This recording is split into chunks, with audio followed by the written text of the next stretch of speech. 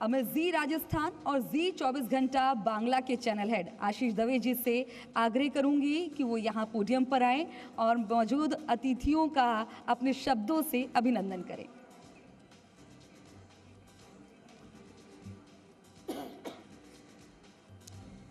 Thank you खुशबू। नमस्कार, आप सभी का इस कार्यक्रम में मैं हार्दिक स्वागत करता हूं। नारी तो नारायणी और यत्र नारीस्तु पूजन्ते रमन्ते तत्र देवता की भावना के साथ हमारे समाज में नारी का स्थान क्या है, ये इस बात इन लाइनों से ही साफ हो जाता है। लेकिन यह भी उतना ही सच है कि समाज में अलग अलग दौर में नारी की स्थिति में जो बदलाव देखा गया है। जब कभी नारी को अबला कहा गया तो उसने अपने आप को सबला साबित किया है। जब भी नारी को आर्थिक मामलों में कमज़ोर माना गया तो उन्होंने वित्त विभाग, सरकार में अपनी जिम्मेदारी और घर के साथ बाहर का मैनेजमेंट संभालकर खुद को साबित किया है।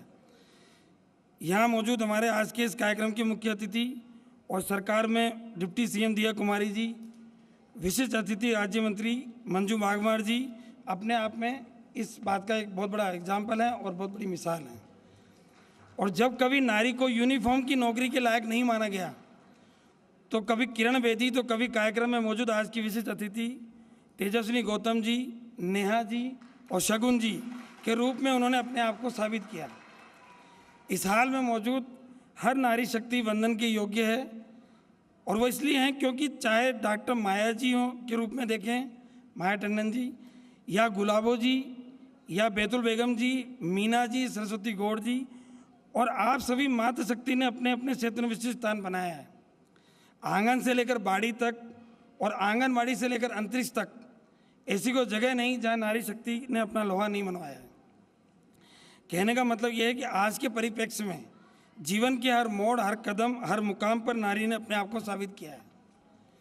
कल्पना चावला से लेकर सुनीता विलियम्स ने नारी शक्ति की अगुवाई करते हुए जो परचम ले रहा है, कुछ सालों पहले तक उसकी कल्पना भी नहीं की जा सकती थी। लेकिन हर दौर में आते सुधार और बदलाव के बाद नारी सशक्त होती गई।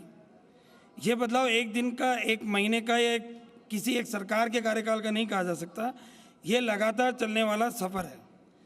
आज का ये कार्यक्रम सिर्फ नारी सम्मान तक सीमित नहीं है, इसलिए इस कार्यक्रम का टाइटल नारी वंदन रखा गया है, क्योंकि हमारी भावना नारी शक्ति को सलाम करने की रही है। आज हम अलग अलग क्षेत्रों में उल्लेखनीय काम करने वाली हमारी माताओं बहनों का काम और नाम समाज के सामने लाने के लिए इस मंच पर आमंत्रित करने जा रहे हैं। लेकिन ऐसा नहीं कि ये प्रयास यहीं तक सीमित रहेगा, बल्कि हमारी कोशिश रहेगी कि आपके इन प्रयासों से हमारी माताएं और बहनें, अन्य माता बहनें भी प्रेरणा लें और कुछ बेहतर करें। हमारी कोशिश है कि साल दर साल होने वाले इस कार्यक्रम की कड़ी में हर बार शक्ति के नए रूप को आमंत्रित किया जाए। आदि आबादी और चैनल के सामाजिक सरोकारों की बात करने के साथ ही यहाँ पर जी राजस्थान की लोकप्रियता की तरफ भी मैं आप सभी का ध्यान आकर्षित करना चाहूँगा। अपनी खबरों में बेबाकी और विश्वसनीयता के चलते जी राजस्थान टीआरपी में लगातार पहले नंबर पर बना हुआ है। आदि आबादी के प्रतिनिधित्व के रूप में आप सब और टीवी पर इस कार्यक्रम को देख रहे हमारे दर्शकों के प्यार और उनके विश्वास के दम पर चैनल लगातार पहले नंबर पर बना हुआ है। यही कारण है कि टीआरपी और मार्केट शेयर के मामले में जी राजस्थान आधे से ज़्यादा हिस्से पर अपनी धाक रखता है। परिवार और समाज में नारी के इसी महत्व को देखते हुए हमारी धारणा है कि नारी शिक्षा के लिए जितना काम हो वह करना चाहिए। आप सब विराजे हुए लोगों के साथ ही जहाँ तक इस कार्यक्रम के जरिए हमारी आवाज़ पहुँच रही है, वहाँ सबसे एक ही अपील रहेगी कि अपने परिवार और आसपास के बच्चों, खासकर बच्चियों को हमेशा बेहतर शिक्षा दिलाएं